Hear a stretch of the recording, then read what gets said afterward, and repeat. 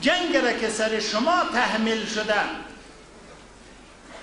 و خانه های شما خراب شدن، صدمات و خسارات زیادی را دیدین، این از طرف وهابیاست.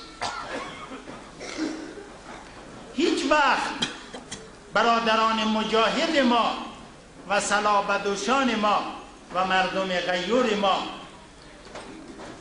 تو این فکر نباشن که دشمنشان برادران پشتون است یا برادران تاجیک است. نه، شما 300 سال در اینجا زندگی کردین و برادری همین.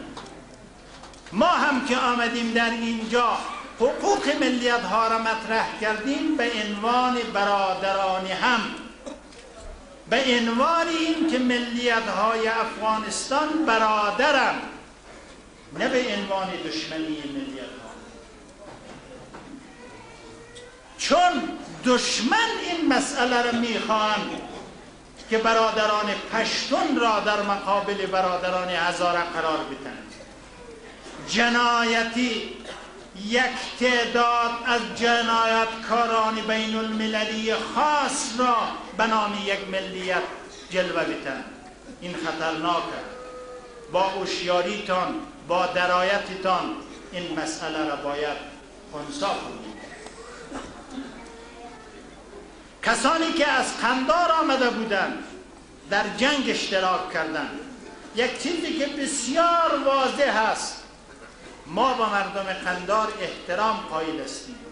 احزاب متعددی در اونجا هست که برادران ماست، در مسائل سیاسی با ما نزدیک بودن، از حقوقشان دفاع کردیم و از حقوق ما دفاع کردن. ولی اینها که اخفال شدن آمدن در جنگ شرکت کردن، بعد از این که در سنگر کشته شدن و از اینجا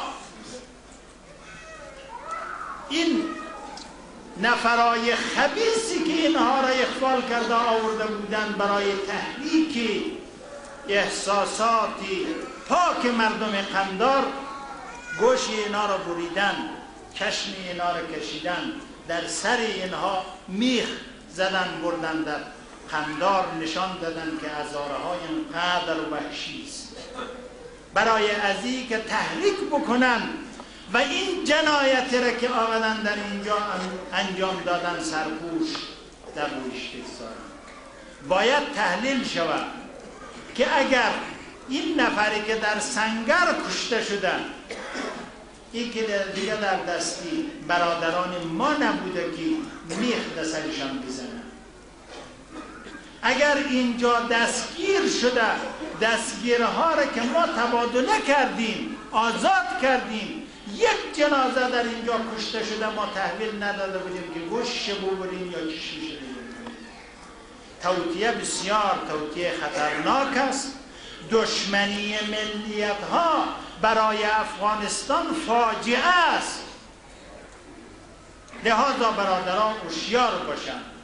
ما در یک جلسه دیگه هم گفتیم در دنبال مبارزه نظامی و دفاع نظامی باید کار سیاسی را که انجام داده شود که اون اینه که دشمن میخواه این مسئله را به حساب مذهب، به حساب نجات تلقی بکنه.